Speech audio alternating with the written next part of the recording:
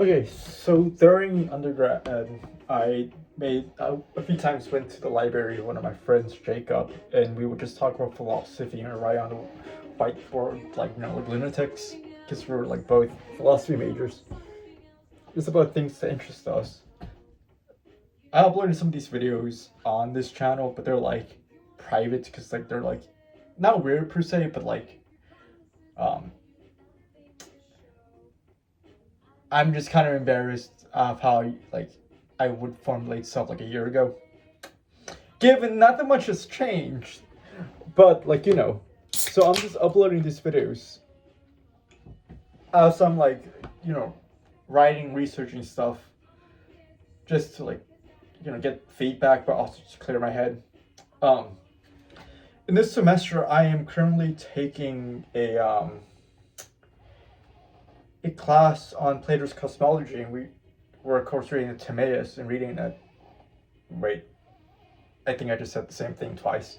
We're reading the Timaeus and talking about it. Oddly enough, so Plato believes that like the world came out of necessity, and there's only one of them. So like the demiurge is perfect, something like that. Something like I forget if it's because of the demiurge or because of the realm of forms. The demiurge is looking at perfect model, so he can't help but create something perfect.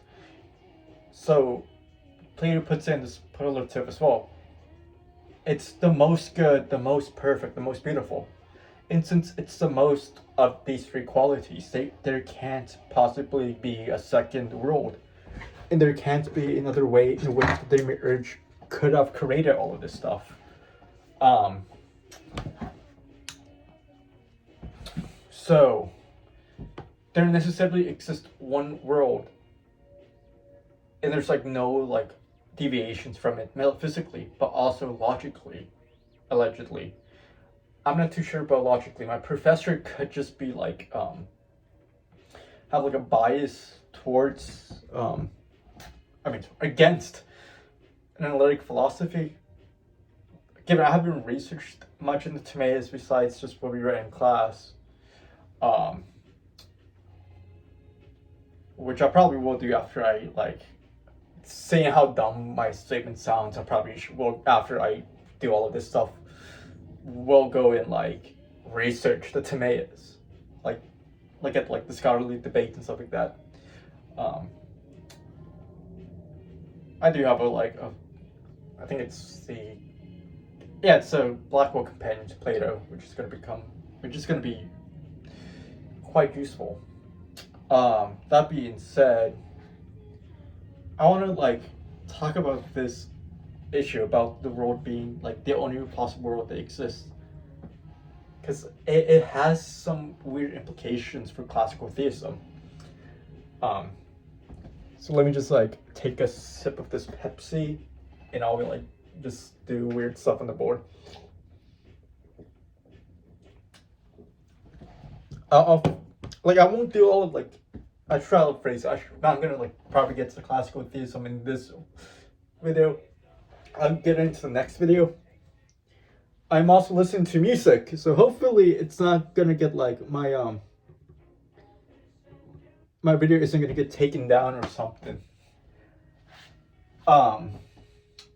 So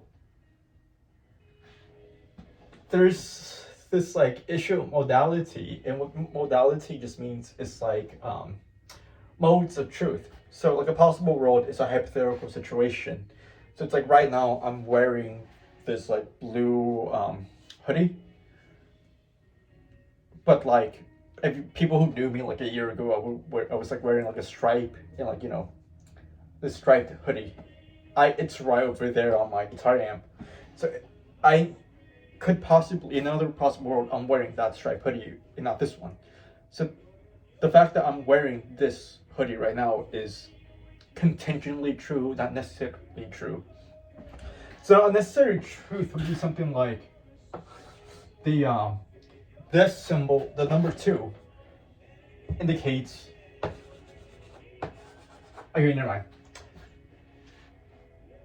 Okay, that's also a contingent truth because I could call the number 2 2 like I do in English, but in Spanish it would be dos.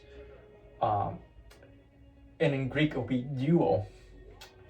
So those are the word you use for that, like, or the word and symbol used for that concept is contingent. But the fact that that there's two things here, that there's an entity that denotes these two things, is necessarily true. The number two, regardless of what we're calling, regardless of like the symbols we use for it, just necessarily exists. It never had a beginning point. It's never going to stop existing, and it exists in all possible worlds. So like abstract objects like numbers just necessarily exist. And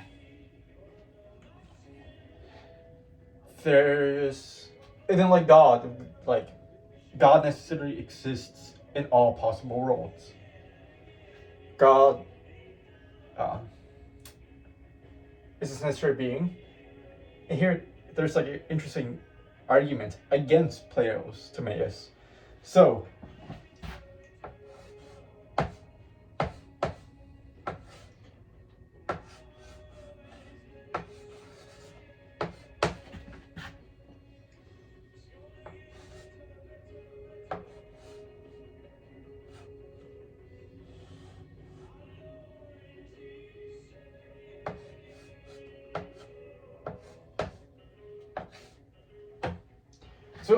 I think I could remove this box operator, because like regardless, my argument is for all x, if x is a necessary being, then x is eternal. You could say x is necessarily eternal, or you say it's eternal, but it does, like, regardless, I don't think it makes too big of a difference. Because everything that's eternal has no beginning, no ending, but they necessarily exist. There's no possible world in which they don't exist. So possible worlds are contingent upon something else. They don't have this necessity of existing. Like again, the possible world in which I'm wearing a striped hoodie is contingent upon like a bunch of different factors. But the number two isn't contingent on like those same factors. So let's see.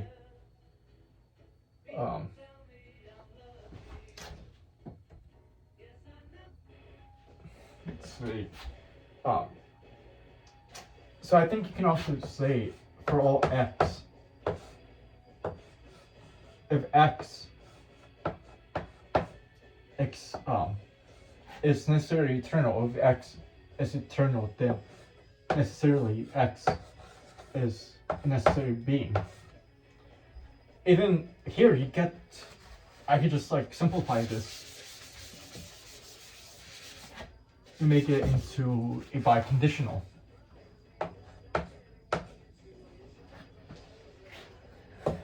So now Plato has the argument that there exist, and then let's just put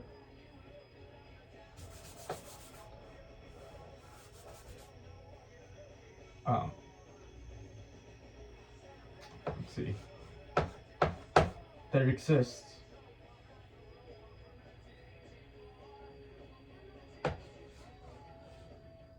the necessary exists, the cosmos,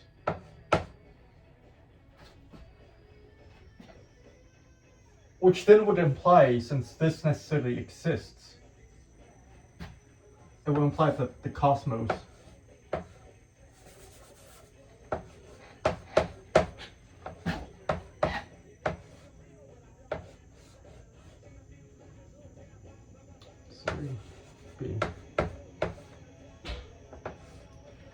So the cosmos is one of these beings here that would be internal to Plato. So then that would say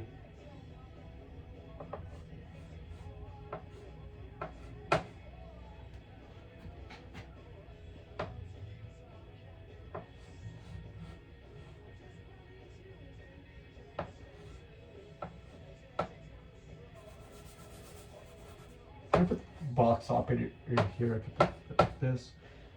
which would imply that it's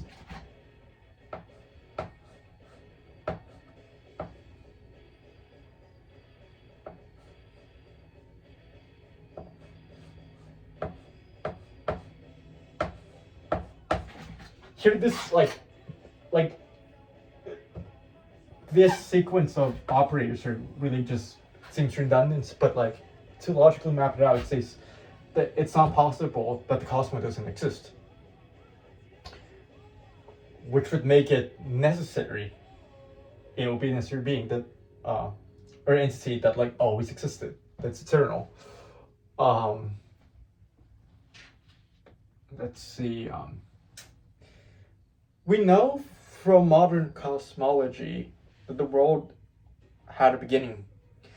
There's various interpretations. There's the Stephen Hawking had this one thing where it said it had like no beginning point. And then this one physicist, I'm gonna get the book really fast.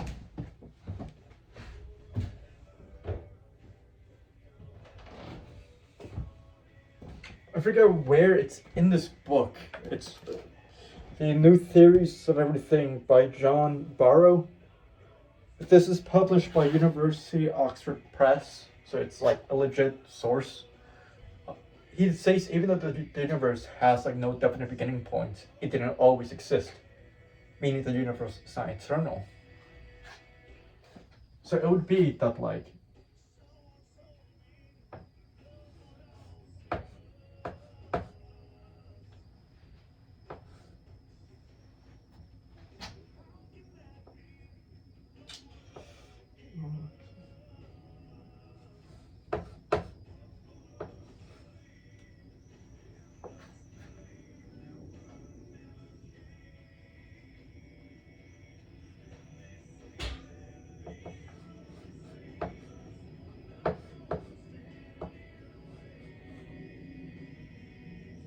okay, there's like I like the box operator and the conditional are kind of overlapping, but it doesn't matter for the point of this. So for all x, if x is this cosmos or the cosmos, and x necessarily exists eternally. But since we know from modern cosmology that it doesn't, let's see if I can find the passage.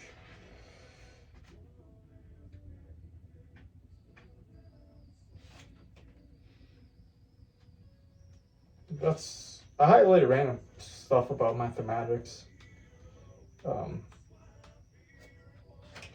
can't find it at the moment. I'll just put it down in the description. Which if you go look at my other videos, it's gonna be unique because I rarely ever post stuff there. I just post random content on here. So, from modern cosmology, we know that it had a beginning. And if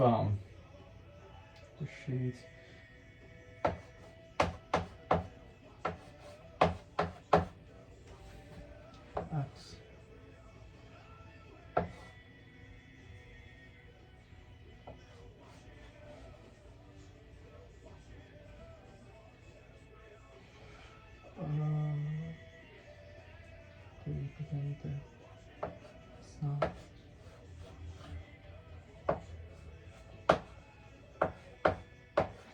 Okay, so necessarily, this is just talking about this proposition. In all possible worlds, if something has a beginning, then that is not, in all those possible worlds, it's not the case that it is necessary, it's not the case that it necessarily is eternal.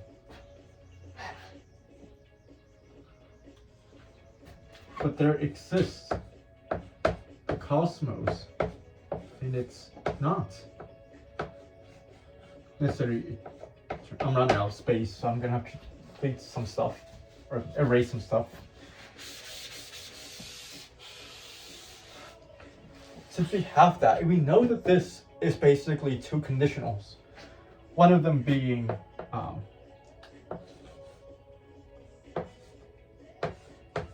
I am using like these spatial linguistic variables just for like to the sake of room. So let's put phi as like necessary bx, and c as necessarily EX.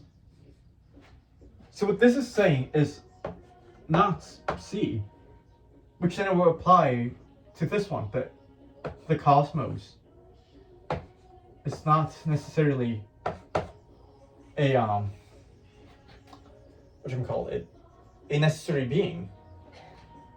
So modern cosmology disproves Plato in this way. I took class on Aquinas last semester, and I forgot what the professor said, because he did say something about this, where it's like St. Thomas Aquinas like believed that like we couldn't tell if the cosmos had a beginning or not via reason alone, given it's something that's ruled by faith. But via modern cosmology, we know that it had a beginning.